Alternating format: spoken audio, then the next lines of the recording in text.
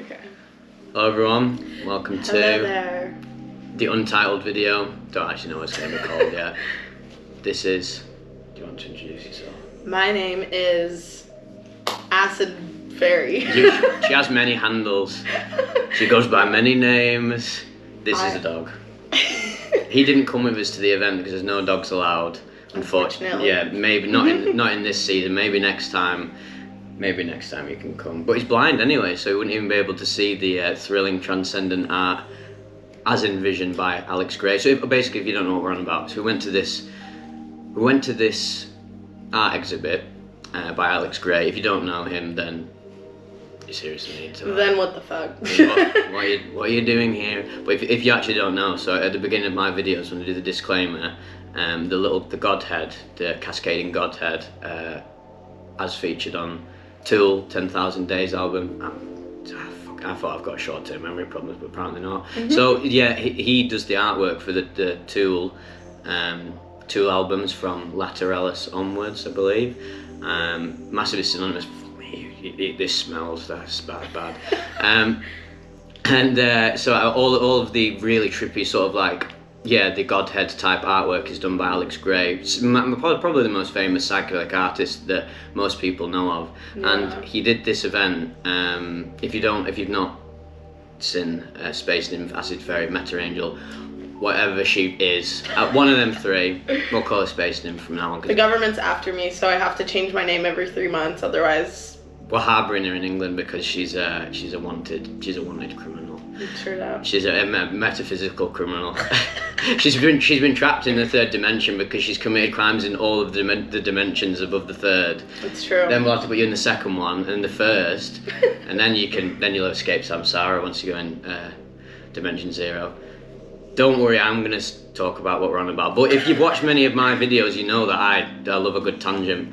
So I went down to this event in December. I met Space Nymph through Tripwhip. He did a really fascinating podcast about high dose LSD experience, and obviously that's a bit of me. So got in contact with Space Nymph, did the Tripsitters podcast, I believe it's episode 8. I'll link it all and all the social media stuff and any of the stuff I've done with her in the description. So and also go check her stuff out. Got a good symbiosis, probably the beginning of some creative endeavours. This is the beginning. And we went down. We'd never met each other before either, so it was like the perfect... That's crazy, actually. Yeah. That we didn't meet. That was the first time we met. Yeah. That's crazy. Well, we met over the interwebs.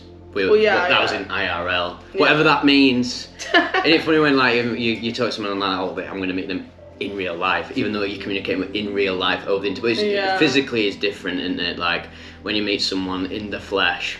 But it's crazy how like the energy can actually like transmit through the phone screen. Like I feel like we already met before that, which is like crazy that our auras can like penetrate the screen and like actually, you know, like it's a trip. And we was trying to organise it for ages, and because I'm really bad at everything, I took ages to do it. And I'm also really bad at everything. So you were like, yo, when's two wrongs don't make a right. When's this podcast happening? I was like, soon. No, I think I was the one that was like, that kept delaying it, no? Was it? No, I think it takes two to tango. Yeah.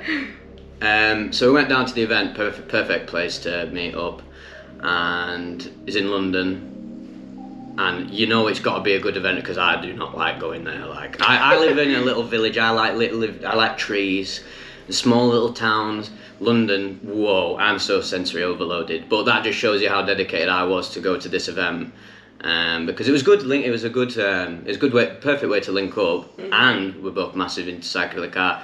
She's fucking serious at art. I'm retarded. I'll probably censor that out, but probably not. Yeah, I'm very like practically disabled. I'm not like a visual artist, but I can appreciate it. Like I'm moved, and I understand like the intricacies involved with it. And I've always loved Alex Grey, like Tool, and I was like, this is a bit of me. Like this is something I seriously need to do. And we went down there we were sort of making content, not really. We got a few videos. We was just chatting a bit. We were just spitballing. If you look on my Instagram, we was talking a little bit. So basically what happens, it's in Canary Wharf, And Canary Wharf is like the fucking devil's playground. yeah, it's really interesting that it's like, sandwiched there. Yeah. Anyways.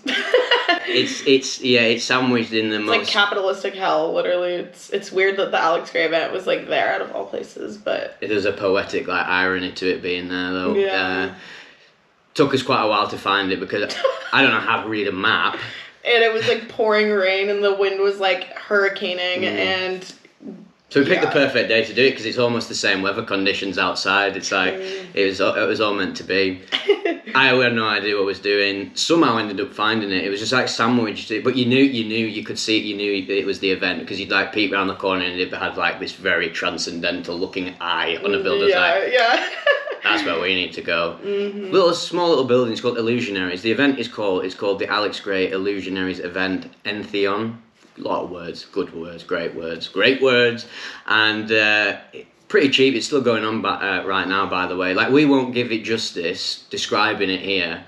This is just a review to tell you, like, this is a fucking, like, 10 out of 10 event. Like, probably one of the best things I've ever done. Yeah, definitely. Yeah. And it's crazy because it was a lot smaller than I thought, but because of, like, the mirrors everywhere, it made it look, like, so much bigger. It looked like we were just, like, in a womb of transcendental artwork. Just funny enough, we were in a womb because there was that baby, the psychedelic baby came out of one of the rooms. There's like, I think there's 3 rooms. We might have missed one of them. I don't know. Every time I look on the site, I feel like there's stuff there that I didn't see, which is good because I'd go again. Like 100% will go again. It's a great value. It's great value for money. They even get like CBD beers.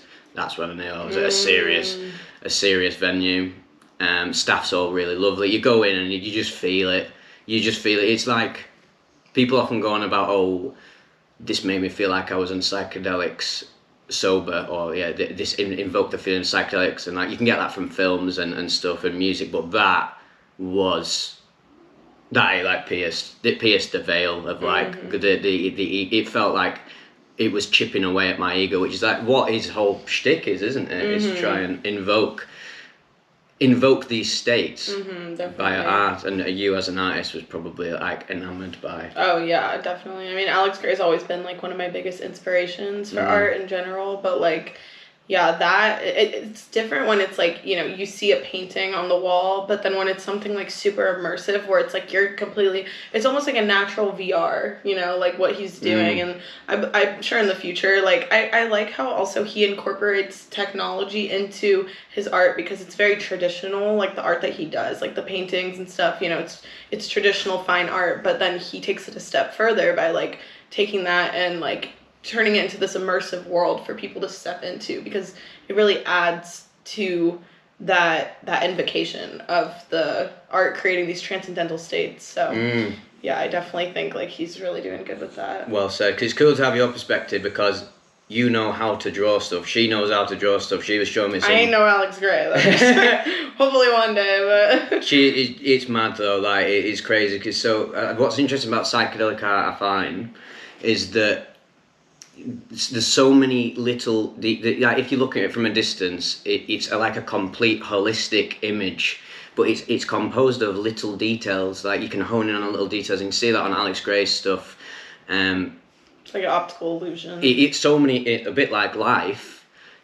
All these little optical illusion it's there's so many elements. It's so trippy. It channels the feeling of trippiness so well. Individual little details all composed to make something holistic, yet the whole thing is one, yet it's composed of individual ones, like that make up a larger one, like a lowercase one and a higher case one. I think I know what I'm talking about sometimes. So we went in this room, you go in, you go down this hallway, there's loads of like the classic Godheads, if any Tool fans know. The classic Godhead sculptures is like these like model sculptures. That's pretty trippy. You go in this first room, it's just a giant box room, but it's full of mirrors, and it makes you feel like, I mean, mirrors are inherently are very trippy, aren't they? Like a mirror that reflects. Yeah, definitely. It gives you that feeling of like, oh, I'm in one of many realities, and then the fact that all the artwork reflects off it. It's super immersive. It's so chill. Everyone in there is like, you gotta be quite quiet. Oh yeah, That's very hard for me and you. They kept telling us to be quiet. They were like, can you guys like just not be yelling? And I fully respect them for that, because I would have told myself shut up. But the problem is, like, it's so enthralling. Like I was absolutely enthralled. I was moved to like genuine tears at one point, because what was fascinating was you go in this room. I don't even want to spoil any of the artwork really. I'll throw a few clips in that I can, but it really needs to be seen to be believed. And the way it just all coalesces, like it's on a loop, isn't it? It was on a loop. It takes you on a bit of a journey. Yeah. And it's like the art that's being displayed isn't just like something that's like kind of moving or whatever, but it's like a story. Like it's like, remember the baby? Yeah. Like it like gives birth to the baby, and then all of a sudden the baby like grows, and then it turns into like all these different immersive worlds. It's like it has a story to it. Yeah, it's interesting because it's a story about words, and that's the beauty of like image, isn't it? Moving images in a sense. It's quite filmic, because it was animated, wasn't it? It was what was really cool about it was like an Alex Grey animation, whereas obviously it's synonymous with like paintings. Obviously, tool videos have the Alex Grey aesthetic to it, and that's the closest thing you've got. But actually seeing it animated was just whoa. Love animation, and so I've seen a psychedelic animation. It's just so visceral. Like, I love the way he uses, like, a bit like you were saying, like how he combines technology and traditional artwork together to create a symbiosis. There's a big theme of symbiosis in any trip, because you're taking disparate elements and making something holistic and connected.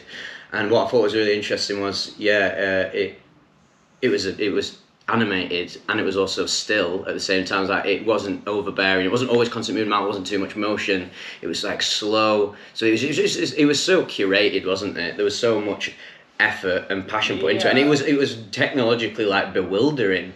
I don't even know, you could explain it to me how you did that, but I'd still call it magic. Definitely. I mean, it is a form of magic. It's crazy. It's crazy how you can, I mean, just the technology that we have to create now is just absurd. It really feels like it's something so mystical beyond our, like you can break down the scientific aspects of like how to, program technology to animate certain things and stuff. But at the end of the day, it's still just so mystical and magical. It's like, and it's so new too, like there's never been a generation that has this ability. Yeah. So I like that he's really utilizing that and like using it for impactful purposes, Yeah, I think that's important sort of in any area of life, is the balance between like healthy traditionalism and healthy progressivism. Not even politically, but like just in any area of life, like knowing that things need to evolve, but also respecting the beauty of like, pure traditional elements. And yes, you go in there already well trippy. I'm like, my mouth was agape, like, because you sat down watching it, and then I just turned to her like really slowly, and like my mouth would literally be like on the floor, and like, whoa, this is fucking serious. Went in there, goes on a loop for a bit, you experience the whole thing. It's not too long, but because what's interesting, it plays with your concept of time. Like I feel like that time is flying, but you're just so enraptured. And what is amazing about it is like, this is what's so moving about art and art exhibits in general, is it sort of puts me into a meditative transcendental state, which is the whole point of doing it. It's not just like, because it's entertaining, it's visually stimulating, there's dopamine receptors are flaring up there, but what it really did was just put me like in a zen state. Because then the last room that you go into is like the sensory room. That might have been my favourite room. There was all my favourite rooms. They all had a different aura to them and a different feeling, and it made you feel this different elements of like transcendence. First one's like, oh my god, like sort of like cosmic feeling, like whoa, this is fucking deep, man. Like then the second one is you go through that hallway. Oh yeah, and then there's like the information about everything, and then Allyson Grey's art, I believe, was in that room, and then actually I think it was all kind of mixed, right? Yeah, each room had Allyson Grey and Alex Grey's art in it. You had them talking in that room though, in the hallway. It's only small, the hallway, but that's the bit that really got to me. That's the moment where I like he said something that tapped into me. He was talking about the continuum of like God's self, and about how we are like a continuum, and that we are all an expression of the one, and that as a job, as a creator, as an artist, is to convey the ineffable through through art, through the visual arts, or any art really that invokes any form of feeling within you, that pierces the veil, whatever, any fancy like phrase you want to call that, taps in. And he was talking about, like, I am you, you are me, and like we're a continuum of God's self. And like after having seen all of his artwork and felt that transcendent feeling, like it was like activating, if you want to call it, we get cheesy. I'm not saying it activated my pineal gland or anything, but if you want low key. But it probably did, to be fair. Yeah. I was feeling it, you was feeling it, weren't you? Oh, for sure. Like, I definitely feel like it was also very therapeutic. Like, just the sounds they were using and everything, it really just set this whole, it's like they had every single part of the vibe down. It just... That's a very good point that I forgot, is the soundscaping was unreal. The music was some form of like beats, binaural beats, some frequencies, sort of some form of solfeggio frequencies, whatever. All the elements, coalesced. You could have just done the visuals and that would have been amazing, but because they went all out, the soundscape, the atmosphere, it pierced you. It was rich. There's so much to it. It was dense, but not overwhelming, because there's a fine line to walk, isn't there, between like immersion. That sometimes some things are too immersive, and like I've had some like VR experiences that are just like kind of terrifying, because especially when it's like not something that's like Zen or spiritual, you know, and it's like something immersive that's like when I even just like a TV being close to me and like a video game that's like super violent playing. Yeah. It's like, okay, like it's too much. Yeah. Yeah, that's true. Yeah, that's a good point, because sometimes you don't want to get too lost. You want to maintain a bit of your like autonomy, in a sense, your separateness. I didn't want to get fully dissolved into the oneness, but yeah, it presents an interesting future for like these sort of events. Hopefully the beginning of many more to come, and more psychedelic artists like up and coming that can fund it. Every single psychedelic artist, the psychedelic art has like similarities between them all, but everyone, because it's all coming from a different filter, like the Alex Grey filter of how he sees it is different yet similar to, like, if I was really good at art, I'd probably have my own way of like replicating my experiences. It'd have similarities, but it'd be different, because consciousness is filtered through a vessel, isn't it? And that's why people have different tastes. Like just people all dress differently. Everyone has different tastes, and like your psychedelic awakenings will be different from ours, and yours will be different from mine, but then there's parallels between them, and that's what's really cool about everyone's different experience of awakening, infinity, whatever you want to call it. Don't really know what I'm on about, disclaimer, don't listen to what I'm saying. It's just creative language, isn't it? It's like to describe the ineffable, you have to get a bit flavorful with it. So don't get like too caught up on when I say like the Godhead or infinity. Like, these are words to describe something that like it essentially doesn't have like a label. And we're just taking like the transcendent and trying to like explain it through here, but can't really explain. That's why art's good, because it's explaining stuff about words. Yeah, because words are so limited, you know, our vocabulary and everything. It's like we can describe and keep trying to, you know, really translate that into language, but that's why art is so powerful, because it transcends beyond any sort of language. And that's why like so many, you know, like when you look back at like the art and stuff from, you know, religious times and everything, it's like, yeah, we have writing about like, you know, what's this and what's that, but the art is really what speaks to you, and like, you know, history of everything. Like the art is what tells us the story. Like when you look back at like these times, you know, like you can look back at like the Bibles that were written, but then you see like Michelangelo's art on the wall, and it's like something about that. It just gives you so much more of an idea of what was going on in those times. It's like time capsules. Art is like a form of like time travel. It's like bringing you somewhere else by consuming it, you know. So I told you she knew what she was on about. It's so true. Yeah, it's the stuff that you remember. It's the stuff that persists, isn't it? it's timeless. It becomes immortal, isn't it? Which is why it is a form of magic.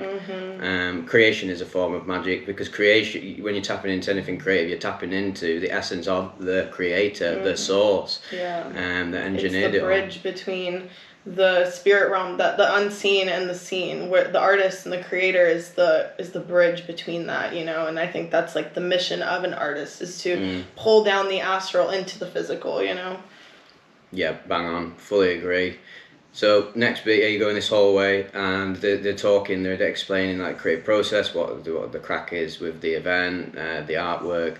Alison and Alex talking quite a bit is really just tapped into me, because art itself is moving, but what's equally as moving for me, and sometimes a bit more, is finding out about the person. Like, if I love art, I want to find out about the person and their life, and what's the process, what experiences they've had that inspire them, that accentuates like the profundity of their art as well. So the art already is profound, and then when you see how profound the person is behind it, then you're like, whoa, this is literally, it gives you an ascendant sort of feeling. It makes you realise like, whoa, life is like, this is amazing. It actually is so rich, so complex, and overwhelming in a beautiful way. Because life can get overwhelming and intense, but And it's funny because the artwork is like overwhelming and intense, but in a good way, which like, it almost lets you like surrender to the magnitude of like what this all is. And you go in there, great, all the nice stuff going on in there. So more just like paintings. It was more like a bridge to the next bit. So you go into the next bit, and I believe the next bit was the sensory room, wasn't it? I think. Or was there another room? I think were there 4 or 3 rooms? I think there's more rooms. I don't know if I were confused, like, the mirror. Maybe I was slipping away, because I think the 3rd room was. I'm having some experience. The mirrors also give you an illusion, because the doors were also mirrors. Yeah. So it was kind of weird, because we would be sitting in a room and all of a sudden the mirror would open and like people walk through. Oh, that's funny. And you're like, wait, that's a door, you know? So then we were like, how many doors? You tried opening the door, didn't you? It was funny because we were both thinking the same thing. I was looking at like, in the last room, in the sensory rooms, you go in and it's amazing. You go in and it's like, these are these pebbles, and it's so tactile, like, and these little bean bags, and like not traditional ones, and like you go and sit down. I was in that lotus position, and then there's a Godhead statue, and they're projecting some form of light show on it, and it's going through different color gradients, and the music's on, and everyone's so chill. All the people there is like seriously chill, except me, probably. Yeah, we were like the ones that were like tweaking and like just being super. We're very we're like, I'm quite a jovial viewer as well. We get like, I get like, things trigger me in a good sense. Oh my God, it was fucking amazing, and sometimes it's hard to hold back my excitement. But still, everyone there was like super chill. You could tell everyone was into the scene as well. And another thing I like about it too is like the community. It's like bringing people. It's like a commune kind of event where it's like like-minded people are coming to this event, and so I mean it's kind of like any event, like a concert, and you know everyone that likes that artist. It's like they all have that similarity to bond together. But I think that's what's really beautiful about the immersive art events is like like-minded people that also, you know, whether or not they're completely different from you or not, it's like you all have that one thing in common that you share, and it's just like a beautiful sacred space to interact with other people that also, you know, are into psychedelic shit. It's what's interesting as well, you don't what I like about his art and any psychedelic art is that you don't actually need to have taken psychedelics at all. Like you can be interested, you can just be interested in like how many Tool fans probably like Tool because of the artwork. They don't need to be on take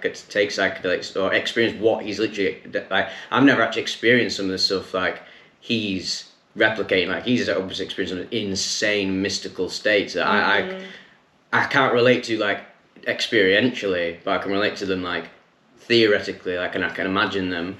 So you don't need to be in psychedelics to appreciate it, but there'll be a trippy element of you can have trippy people who aren't into like psychedelics. You meet trippy people, and I'll meet people out and about, and they'll just give you that vibe that like, whoa, this. I'll just go with something like, oh, have you ever tried psychedelics before? Are you into like meditation or have you had any like mystical experiences? And they'll say, nah. They're just like mystically tapped in. They're tuned in, and I think a lot of people will be drawn to the event. Who just maybe people who would. What's really good about this that would struck me when I left it, I was like, oh, this is a great way to like, because psychedelics are not. It's not easy business. Like it's very daunting. It's not easy.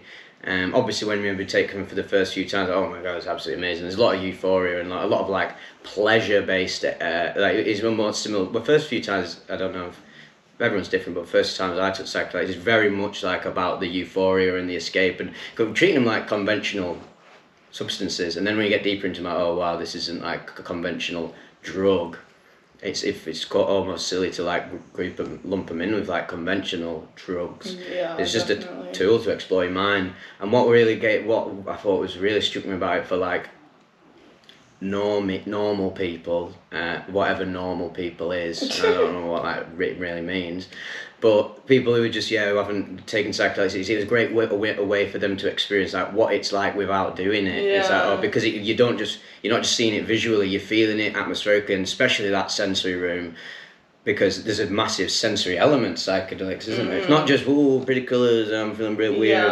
It's like a full experience in your body and your mind, your soul, everything. It's like you're immersed in the psychedelic experience, and I think that is what's really beautiful about it, is like you can experience psychedelics without actually going through the hardship of psychedelics. Because it's not, people think psychedelics is like, everything's trippy, and there are some people that take psychedelics and it doesn't really go very far for them. It can be like they're naturally consciously not at the level to like actually understand it in a mystical sense. It's like they're genuinely taking it and just seeing shit that's like... Does that quote, the McKenna quote, where it's like, consciousness doesn't work for people... No, psychedelics doesn't work for people with no consciousness. Like, if you've not got any consciousness, it's like just giving you nothiness. It's like breathing air. It's like breathing like a can of air. Like, oh, well, it didn't really do anything, did it? If it can't tap into you, if you can't tap into it, it won't tap into you. So, and it amplifies what's within you already. That's why like set and setting is also really important, because wherever you are mentally is going to be amplified taking psychedelics. So it's like, if you're not very consciously aware in general, and also people who are naturally really desensitized to their emotions, I think that psychedelics can always amplify people's consciousness. Like it's not going to do nothing. No. Like I know like the most simple-minded people who have taken psychedelics, and it's like all of a sudden their heart chakra like opens, and like all of a sudden they're like way more empathetic and stuff, but they still can't quite grasp the fact that it is something so spiritual, mystical. It's like connecting with, it's like the closest thing to connecting with God in a sense. Besides, it's very like, visceral. art. It's sharp. Psychedelics are sharp and direct, and this is where they're different from meditation. Meditation is very, very, very long, and you can achieve like mystical states 100%. But psychedelics are like very sharp. They're very different. It's like driving a motorcycle or driving a car. They both move, and you can get from A to B, but they're in a different way. One of them is very intense, like whoa. There's a bit more a bit more extreme, whereas the other one's a bit more like. Not softer, because meditation's hardcore, but it takes a bit longer, and you have to create the endurance to really like create the neuroplasticity in your mind, you know? You're not going to have a transcendent experience of meditation by meditating for 10 minutes a day for like a week. But if you do like 2 hours a day for like a few years, you're probably going to start experiencing like no self and stuff. When you take a psychedelic, it's different, but it's different, but it's tapping into the same thing. It's like one psychedelic, LSD and mushrooms and 5-MeO-DMT, they'll all give you different experiences of like transcendent states, but they're like filtered through a different sort of like flavor, aren't they? It's just a different flavor of the absolute, I guess. But that room, absolutely awesome. That's when I was like seriously tapped in. I was like, it inspired me to go, oh God, I need to meditate again. I need to seriously tap. I need to get stuck back into like this feeling it's giving me is something that I need more in my day-to-day life. And it was super inspiring. But it was funny, we sat down and there was like we thought, oh, is there another room beyond this? And there was like a door, and we was both eyeing it up. It was almost like telepathic. I was telling her, like, can you go and do that? And then she went and did it. But it was illusion. It was like the back rooms. Maybe it was a secret room, and like we didn't quite go for it. It's funny. I think I opened it and it went to the like front room where we first entered, where the workers were. Because I remember seeing some workers, and I was like, oh shit. You open the door, and it's like loads of machine elves on like a bike or something. Like, the ones don't running come the in here. In the back rooms, there's like a void or something. Yeah. So definitely. it was awesome. You can stay there for like, if you can get like an hour slot. It can go by quite fast. You can just go in one room, sit in there, see the loop, go through the hallway, go in this sitting room, and you could probably do it quite fast. But I could have stayed there all day. I'd have pitched my tent. The only reason why we left is because it closed. Otherwise, we would have just been sitting there. Like, yeah, because it goes on for quite a while. You get like a slot or something. There's different. You pay for different slots. But we went for we was at the very last one. Immediately as we were leaving, I just said to staff, I was like, can I just say legitimately one of the very best things I've ever done in my life. I was having right good chatter with them. They were so friendly. I was talking to them about, oh, what's your favourite Alex Grey painting? How did you get into it? Awesome vibe. I absolutely loved it. I just wish I didn't have to go down to London for it down south. I'm all the way up north. You need to, if they ever listen to this, please bring it up north, because not just for me or you now. But there's so many psychonauts up north and people who would love to get into that. And Manchester's a huge city. Liverpool, Manchester, like.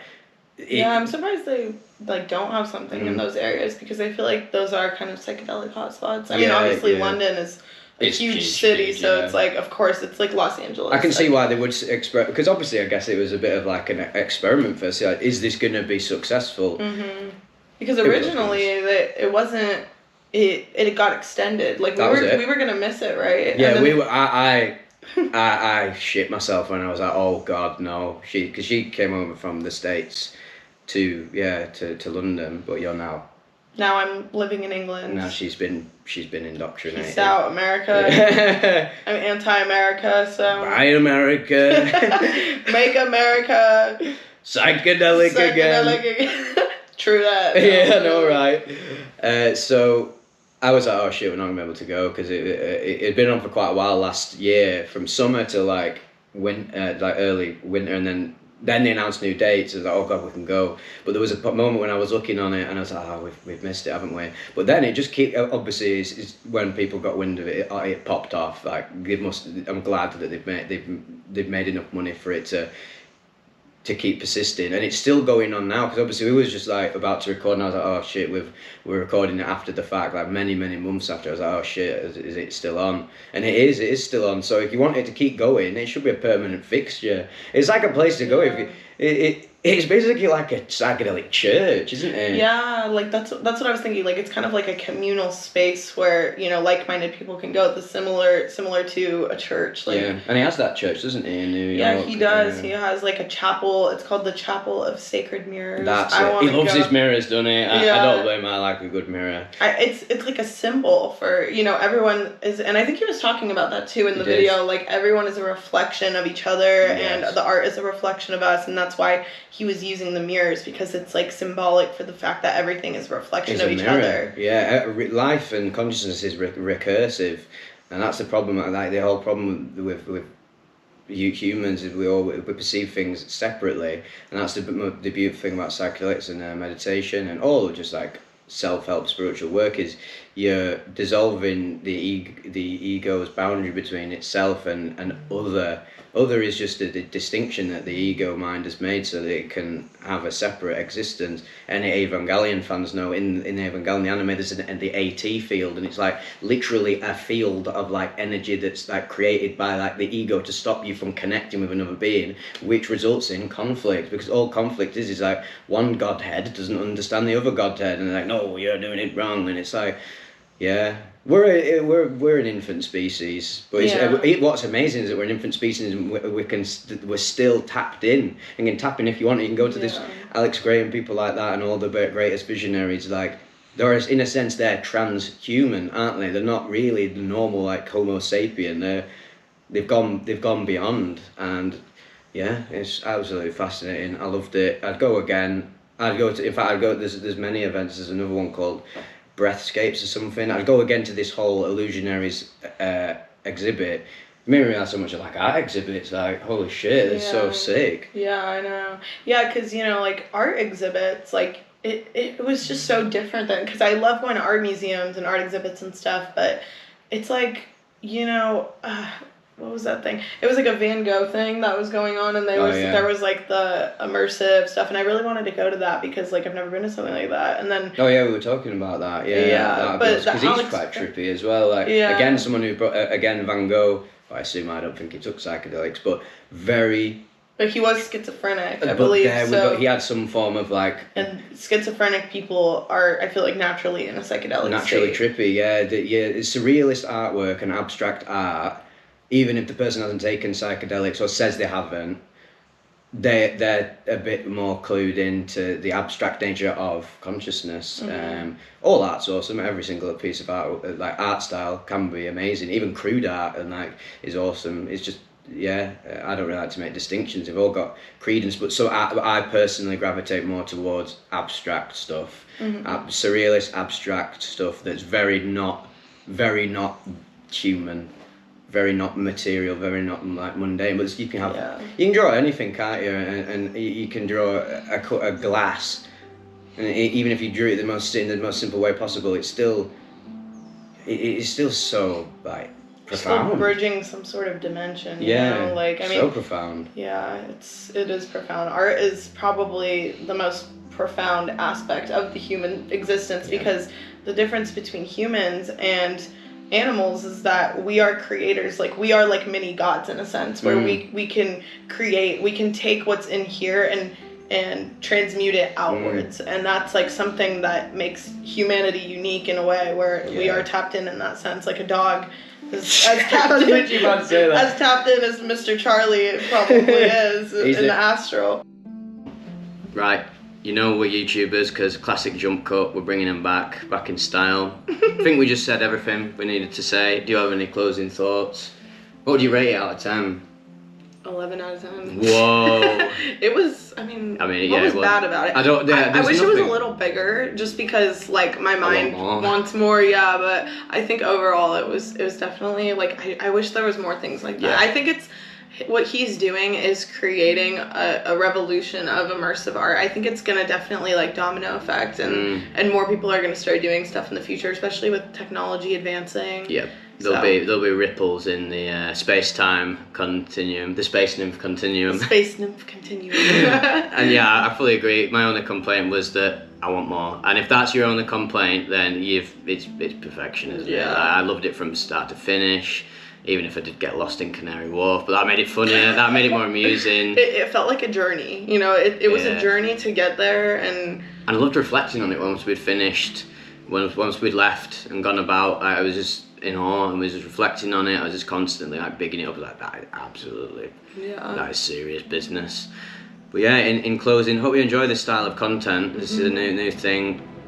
Get used to seeing more of Space Nymph on the channel, and go and check her channel out because I'm going to be featuring on there. We've just been going about where my area and just checking out all the funky English stuff because you're very much in tune with you as from England from a past life, weren't you? It's part of your soul journey to come back here. 100%. I definitely feel like that for sure. So check her out, all the handles. Put some stuff here, maybe. Pull up. I know people don't read descriptions on YouTube anymore because the amount of people put in the comments like, where's the thing that you was talking about? And I'm like, I think descriptions is weird because we're back in the day on YouTube, it was you'd look on a video and the description would come up automatically. Now you have to click on it, and people like, they just watch the video and then they forget about the description and the comments. So just make sure, give her a bit of love, like. Give me some love. Give me some love. We're devoid of love. I moved to England and I don't have a house. No. I'm homeless and I have no money. All she really has so if you want to just donate money to me for no reason, go ahead. I live in a graveyard. I live in a graveyard with a demi-dog. I'm just a girl. So yeah, hope you enjoyed that. We'll do another one. Let me know your thoughts in the comments. And if you've been to it, let us know what you think. And if you've not, let us know if you're gonna go. And if you do end up going, come back to this video and let us know what you thought of it. And what would you, just spread the word and see if they can expand across the globe. Yeah, the more people that go to it, take the over more the world. Man. That's what. Alex Grey for president. I agree. Great president. Great president. Anyway, make America Alex Grey again. Make it grey again. Much better than black or white because it's a nuance. Grey's a grey. It's interesting. It's called Alex Grey because grey is the epitome of and the grey alien. Yeah. Not only is it grey alien, but grey implies like. It's not the clear. In between the black and white. It's in between because life is not black and white. So he knows what he's doing. He signed that soul contract correctly. Yeah, that's quality. He's definitely yeah. One day he'll unzip himself and he will have been a grey alien the whole time. I believe it. You heard it here first. Right. Anyway, nice to see you. I'm Vivec. I'm Acid Fairy, Space Nymph. Meta Angel. She'll be something new next time. Yeah, I can't say my real name. And this is another life form. He's basically us. Right, so bye, Charles. Charlie. He smells. Anyway, see you on the other side. See you, bye. Au revoir.